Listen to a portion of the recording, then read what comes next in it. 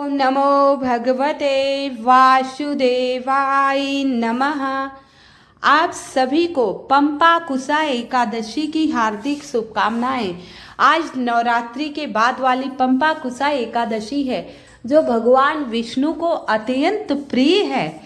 एक बार कुंती नंदन अर्जुन ने भगवान श्री कृष्ण से कहा, हे माधव, हे जगत के पालनहार, हे जगदीश्वर, हे सखा, ये पंपा कुसा एकादशी कब आती है? इसका व्रत करने से क्या फल प्राप्त होता है? तो भगवान श्री कृष्ण ने कहा, हे अर्जुन, पंपा कुसा एकादशी अश्वनी मास की शुक्ल पक्ष की एकादशी को पंपा कुसा एकादशी के नाम से जाना जाता है। ये सारे पापों को हरने वाली होती है तथा मोक्ष देने वाली होती है। इसका व्रत करने से सारे संकट दूर हो जाते हैं। जीवन में जो समस्त पाप आपने किए हैं, बुरे कर्म किए हैं, उन कर्मों से छुटकारा मिलता है। उसी का नाम पंपा कुसा एकादशी है जो माता जगत जननी के नवरात्रि के बाद आता है। इसीलिए ये बहुत विशेष है। हे कुंती नंदन, आज मैं इसकी एक पौराणिक कथा सुनाता हूँ। पंपा कुसा एकादशी की कथा सुनने मात्र से समस्त पापों का नाश हो जाता है, सर्वदा कल्याण होता है। तो आइए पंपा कुसा एकादशी व्रत कथा आरंभ करते हैं। जय श्री कृष्ण। ओम श्री गणेशाय नमः। एक नगर था, एक पर्वत था। फिर पर्वत पे एक बहेलिया रहा करता था। वो बहुत दुराचारी था। उसके अंदर दया नाम की कोई भावना ही नहीं थी। हिंसा करनी उसकी प्रवृत्ति थी। बहुत ही क्रूर था। वो कभी किसी से सीधे मुंह बात नहीं किया करता, हरदम लड़ाई किया करता। बेवजह की लड़ाई में उसका मन लगा रहता और जानवरों को तो इस तरह मारता क्रूरता से, लगता कि उनमें जान है ही नहीं। ऐसे ही दिन बीत गए। कुछ दिन पहले उसे सपने में काल आके बोले, यमराज के दूत, हे बहेलिया, अब तेरे दिन पूरे होने वाले हैं, हम तुझे जल्द ही लेने आएंगे। अब बहेलिया का मन बड़ा विचलित हुआ। बोला, मैंने तो इतने क्रूर कर्म किए हैं, अब ऊपर जाने के बाद मुझे लोग कहते हैं, पुराणों में लिखा है, गरम तेल में तलते हैं, ऊंचे पहाड़ से धकेलते, क्या क्या यातनाएं सहने पड़ेगी। मैं तो बहुत क्रूर हिंसक हूँ। अब उसी आत्मग्लानि होने लगी। बड़ा विचलित हो गया वो। बोला, मैंने तो जीवन भर अपराध ही किए, बुरे कर्म नहीं किए। कभी मेरे हृदय में, इतनी बड़ी लंबी उम्र में मेरे हृदय में कभी दया की भावना किसी के प्रति नहीं आई। अब मैं क्या करूं? ऐसा कहते हुए ईश्वर को याद करने लगा। ईश्वर की कृपा से उसके मन में विचार आया, क्यों ना मैं अंगीरा ऋषि से मिलूं। वह ये भावना लेकर जंगल की तरफ चल गया, वन की तरफ, जहां अंगीरा ऋषि का निवास था। वहां वो पहुंच गया। बोला, हे मुनि श्रेष्ठ, आप तो ज्ञाता है, आपकी तो दिव्य दृष्टि है, आप सब कुछ जानते हैं, मैं किस प्रयोजन से आपके पास उपस्थित हुआ हूँ। अंगीरा ऋषि बोले, हे वस्त, अपने मुख से अपनी व्यथा बता। तू तो बहुत दुराचारी है, तेरी बात तो मैं सुनना भी नहीं चाहता, तुझसे वार्तालाप करने में ही पाप है। तो वो अंगीरा ऋषि के श्री चरणों में विलाप करने लगा, बहुत तेज तेज रोने लगा, अपने पापों की क्षमा मांगने लगा। तो अंगीरा ऋषि ने कहा, ये पुण्य प्रताप का है तेरा फल किसी पिछले जन्म का, जो तू मेरी शरण में आया, ईश्वर ने तुझे भेजा है, ईश्वर की अनुकंपा तुझ पे हो चुकी है, इसीलिए प्रभु ने मेरे पास भेजा है कि मैं तुझे राह दिखाऊं।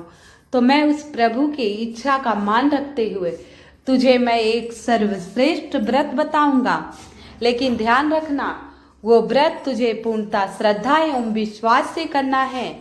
मन में दुर्भावना लेकर नहीं, सद्भावना लेकर करना है। तो वो बहेलिया बोला, हे प्रभु, बहेलिया का नाम शोभन था।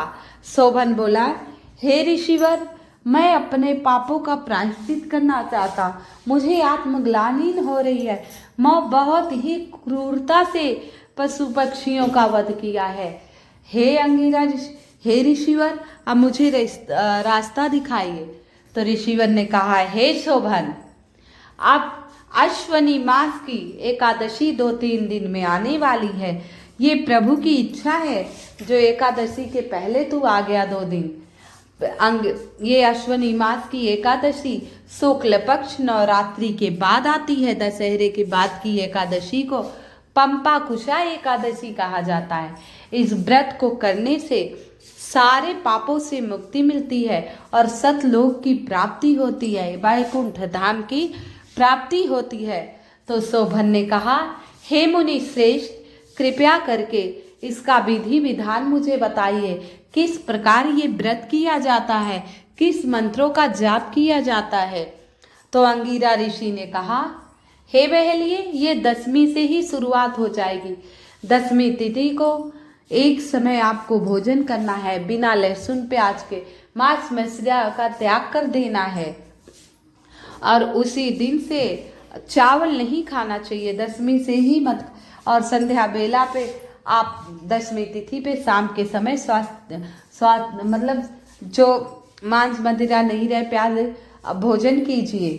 अब इसके बाद एकादशी की सुबह ब्रह्म मुहूर्त में उठ जाइए, 5:30 तक उठ जाइए और सुबह निमित्त कर्म से प्रतिदिन के निमित्त कर्म से होकर स्नान कीजिए। जल में थोड़ा सा गंगा जल और 1 चुटकी हल्दी डाल लीजिए।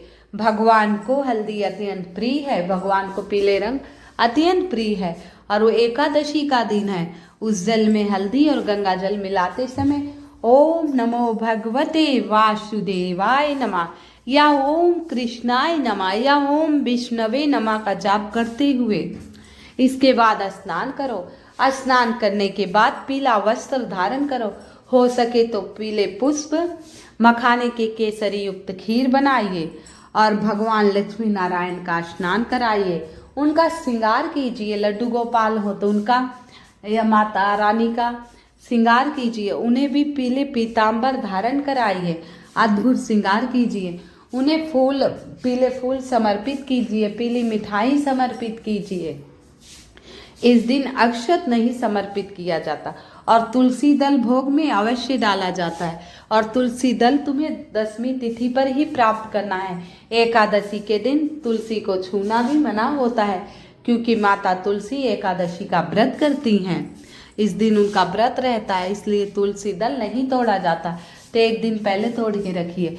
आप जैसे ही मखाने का भोग लगाइए, तुलसी दल डालने पर ही भोग प्रभु स्वीकार करते हैं। तो और इसके बाद प्रभु के मंत्रों का जाप कर ओम नमो नारायण, ओम विष्णवे नमः या भगवान विष्णु का सबसे प्रिय मंत्र, सबसे अद्भुत मंत्र ओम नमो भगवते वासुदेवाय नमः, ओम नमो भगवते वासुदेवाय नमः। इस मंत्र का जाप कर पूरे दिन प्रभु का जाप कर और रात्रि में पूजन करके जागरण करके सुबह द्वादशी के दिन माता तुलसी की द्वादशी की कथा सुन और ब्राह्मणों को भोजन करा, यथाशक्ति दक्षिणा दे, फिर अपने शुभ मुहूर्त देखकर तू भी पारण कर। तो ये है एकादशी व्रत करने की विधि। अंगिरा ऋषि ने शोभन बहेलिया से सारे विधि बता दी। अब शोभन बहेलिया उसी दिन से जय श्री कृष्ण जय श्री कृष्ण जय श्री कृष्ण जप में लग गया और एकादशी का दिन आया।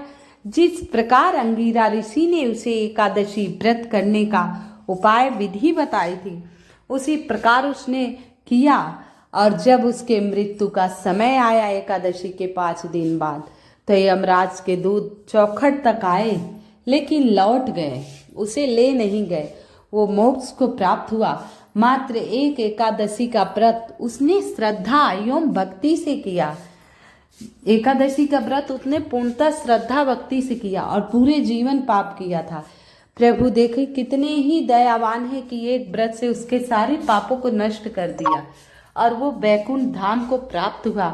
तो आप लोग भी अगर एकादशी का व्रत नहीं कर पाते, आप लोगों के पास समय नहीं है आप विधिवत पूजा भी नहीं कर पाते, तो मात्र हर एकादशी, साल की 24 एकादशियाँ आती हैं। लोग 24 करते हैं, कुछ लोग 12 करते हैं, कुछ लोग 6 करते हैं, मेन कुछ 4, कुछ बड़ी एकादशी 2 ही करते हैं। अगर आप 2 भी एकादशी का व्रत नहीं कर पाएँ तो आप व्रत कथा अवश्य सुनिए। एकादशी व्रत कथा सुनने से मोक्ष की प्राप्ति होती है, समस्त पापों का नाश होता है, संतान की प्राप्ति होती, वंश में वृद्धि होती। अलग अलग एकादशी के अलग अलग महत्व हैं। सबसे महान व्रत है एकादशी। तो आप सभी को पंपा कुशाई एकादशी की बहुत बहुत शुभकामनाएं।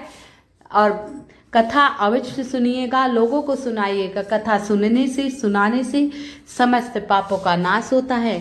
भगवान लक्ष्मी नारायण की कृपा आप पर सदा बनी रहेगी। तो आइए भगवान के कुछ मंत्रों का जाप करते हैं। इससे पहले आप सभी से निवेदन है, कृपया मेरी वीडियो को लाइक एवं सब्सक्राइब अवश्य कर दीजिएगा। कमेंट में जय श्री कृष्ण अवश्य लिख दीजिएगा। कमेंट में जय श्री कृष्ण अवश्य लिख दीजिएगा। ओम कृष्णाय नमः, ओम विष्णवे नमः, ओम गोविंदाय नमः, ओम माधवाय नमः, ओम केशवाय नमः, ओम लक्ष्मी नारायणाय नमः, ओम नमो नारायणाय नमः, ओम विष्णवे नमः, ओम विष्णवे नमः, ओम विष्णवे नमः, ओम राधा वल्लभे नमः, ओम नारायणाय नमः, ओम नारायणाय नमः, ओम नमो भगवते वासुदेवाय नमः, ओम नमो भगवते वासुदेवाय नमः, ओम नमो भगवते वासुदेवाय नमः। एकादशी के दिन, हर एकादशी के दिन आप सभी को विष्णु सहस्त्र नाम का पाठ अवश्य करना चाहिए। वो भी आंवले का वृक्ष मिल जाए, आंवले के वृक्ष के नीचे करें तो अति उत्तम। आंवले का वृक्ष में साक्षात भगवान विष्णु का वास होता है। भगवान विष्णु को आंवले का वृक्ष अत्यंत प्रिय है। तो पुनः एक बार आप सभी को पंपा कुशाई एकादशी की हार्दिक शुभकामनाएं। तो आप लोगों को कथा अवश्य सुननी है। एकादशी के दिन पीले वस्त्र अवश्य धारण कीजिए और कथा सुनिए और सुनाइए। इससे आपको आपके पापों से मुक्ति मिलेगी। आपके घर में सर्वदा कल्याण होगा। भगवान विष्णु की कृपा सर्वदा आपके परिवार में बरसेगी। जय श्री कृष्ण, जय श्री कृष्ण।